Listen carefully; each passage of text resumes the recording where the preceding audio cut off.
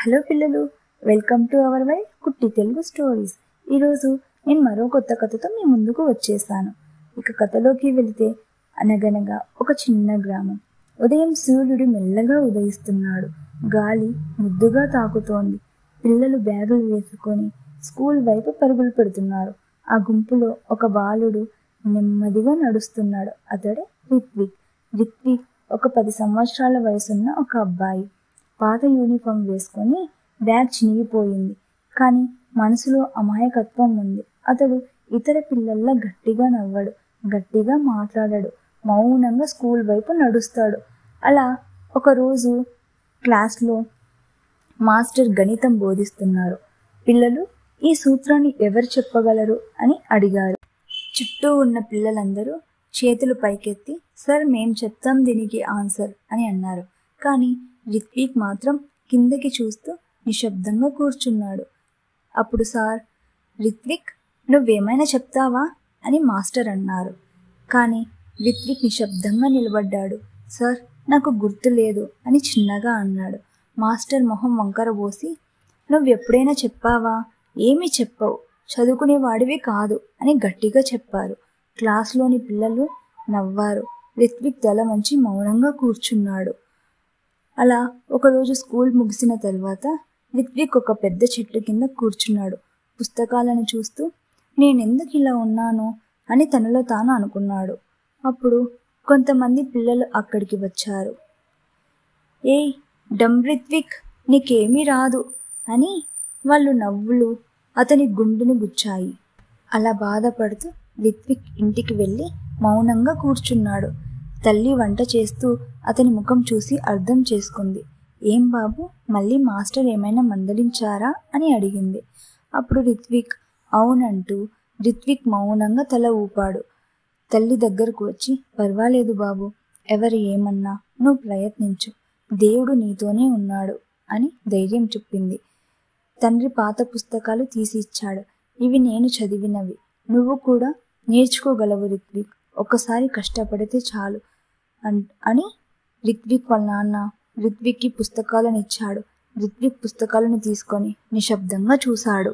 అప్పుడు రిత్విక్ మనసులో గట్టిగా నిర్ణయించుకున్నాడు, నేను కష్టపడాలి అంటూ. రాత్రి అతని చిన్న దీపం వెలిగించాడు. కాంతి తక్కువైనా మనసులో వెలుగు మొదలైంది. పుస్తకాలు తెరిచాడు. చదవడం మొదలు పెట్టాడు.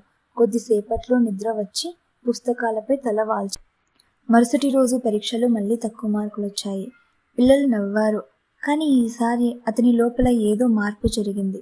నేను మారుతాను అని తనలో తానే ప్రతిజ్ఞ చేశాడు. వాళ్ళ తల్లి ఒకసారి ఒక కొత్త నోట్బుక్ తెచ్చి రిత్విక్కి ఇచ్చింది. ఇది నీ కొత్త మొదలు బాబు అని చిరునవ్వుతో చెప్పింది. రిత్విక్ ఆ నోట్బుక్ గుండెల దగ్గర పెట్టుకొని, ఈసారి తప్పక చూపిస్తానమ్మా అని అన్నాడు. మరుసటి రోజు నుంచి తెల్లవారుగానే లేచి చదవడం మొదలుపెట్టాడు. స్కూల్ నుంచి వచ్చి లైబ్రరీకి వెళ్ళేవాడు. అక్కడ ఒక మంచి టీచర్ అయిన మణి సార్ను హెల్ప్ అడిగాడు. రిత్విక్, నీలో పట్టుదల ఉంది బాబు, నేను నీకు సహాయం చేస్తాను అని అన్నారు. ఆ రోజు నుంచి రిత్విక్ ప్రతిరోజు ఆయన దగ్గరకు వెళ్ళి చదువుకునేవాడు. మణి సార్ సహనంగా వివరించేవారు. రిత్విక్ శ్రద్ధగా విన్నాడు. రాత్రి వాటిని తిరిగి ప్రాక్టీస్ చేసేవాడు. రోజులు గడుస్తున్నాయి. క్యాలెండర్లో నెలలు మారుతున్నాయి. కానీ రిత్విక్ తన క్రమశిక్షణను విడిచిపెట్టలేదు. దీపం కింద చదువు, చెమటతో నిండిన ముఖం, కానీ మనసులో తపన. పండుగ రోజులు కూడా పుస్తకం వదలలేదు. బయట పటాకులు పెళ్ళుబీకినా అతని కళ్ళు పేజీలపై మాత్రమే. ఒకరోజు స్కూల్లో టెస్ట్ జరిగింది. రిజల్ట్ వచ్చినప్పుడు మణి సార్ రిత్విక్ పేరు పిలిచారు. కంగ్రాచ్యులేషన్స్ రిత్విక్, ఈసారి నీకు 80 మార్కులు వచ్చాయి. అతని ముఖంలో కూడా చిరునవ్వు వచ్చింది. తల్లి సాయంత్రం ఆ పేపర్ చూసి ఆనందంతో కన్నీళ్లు పెట్టుకుంది. చూడు బాబు, నువ్వు సాధిస్తున్నావు అంటూ సంతోషపడింది. అలా కొద్ది రోజుల తర్వాత రిత్విక్ తన స్నేహితులకు కూడా బోధించడం మొదలుపెట్టాడు. అలా చేస్తే సులభంగా అర్థమవుతుంది అని వారికి చెప్పేవాడు. ఒకప్పుడు అతనిని వెక్కిరించిన పిల్లలు ఇప్పుడు అతని వద్దకు సలహాలు అడగడానికి వచ్చేవారు. అలా యాన్యువల్ ఎగ్జామ్స్ కూడా స్టార్ట్ అయ్యాయి. క్లాస్ మొత్తం టెన్షన్లో ఉంది. రిత్విక్ మాత్రం నిశ్శబ్దంగా ఆత్మవిశ్వాసంతో కూర్చున్నాడు. ప్రశ్నాపత్రం తెరిచిన వెంటనే చిరునవ్వు వచ్చి నేను సిద్ధమే అని తనలో తాను అనుకున్నాడు. రాత్రిళ్ళు చివరి రివిజన్ చేసేవాడు. తల్లి కాఫీ తెచ్చిచ్చేది.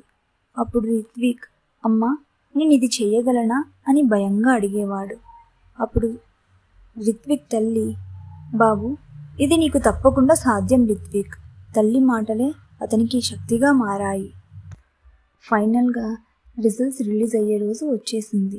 స్కూల్లో నోటీస్ బోర్డు ముందు విద్యార్థులందరూ గుంపుగా ఉన్నారు. రిత్విక్ గుండె చాలా వేగంగా కొట్టుకుంటోంది.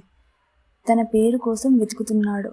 అప్పుడు రిత్విక్ స్నేహితుడు గట్టిగా అరిచాడు, రిత్విక్ చూడు నువ్వే టాపర్ ఈసారి అని. ఈ క్షణం అతని కళ్ళల్లో ఆనందం, ఆశ్చర్యం, కన్నీళ్ళు అన్నీ కలిశాయి. మరుసటి రోజు రిత్విక్ క్లాస్ రూమ్లో కూర్చొని ఉన్నాడు. మనీ సార్ రిత్విక్ దగ్గరికి వచ్చి చేతులు పట్టుకొని, నిన్ను చూస్తే నాకు చాలా గర్వంగా అనిపిస్తుంది రిత్విక్ అని అన్నారు. ప్రిన్సిపల్ సార్ స్టేజ్ పై మెడల్ ఇచ్చారు. తల్లిదండ్రులు ప్రేక్షకులలో నిలబడి చప్పట్లు కొట్టారు. రిత్విక్ మైక్ తీసుకొని ఇలా అన్నాడు, నన్ను డంబ్ అన్న వాళ్ళు ఉన్నారు, కానీ నా తల్లిదండ్రులు, గురువు నమ్మకం చూపించారు. కష్టపడితే ఎవరు చిన్నవాళ్ళు కాదు అని చాలా సపోర్ట్ చేశారు. అందరికీ చాలా ధన్యవాదాలు అని చాలా గర్వంగా స్పీచ్ ఇచ్చాడు. అలా కొన్ని నెలల తర్వాత స్థానిక పేపర్లో వార్త వచ్చింది, ఓడిన బాలుడు ఇప్పుడు టాపర్, రిత్విక్ ప్రేరణాత్మక కథ అంటూ. రిత్విక్ ఇప్పుడు చిన్నపిల్లలకు బోధిస్తున్నాడు. చెట్టు కింద కూర్చొని వారికి అక్షరాలు నేర్పుతున్నాడు. ఆ పిల్లల కళ్ళల్లో రిత్విక్ లాంటి ఆశ కలలు కనిపిస్తున్నాయి. సూర్యుడు అస్తమిస్తున్నాడు. స్కూల్ వైపు తిరిగి చూస్తూ రిత్విక్ చిరునవ్వుతో నడుస్తున్నాడు. తన జీవిత మార్గం మారిపోయింది. ఇప్పుడు అతను డమ్ రిత్విక్ కాదు, టాపర్ రిత్విక్.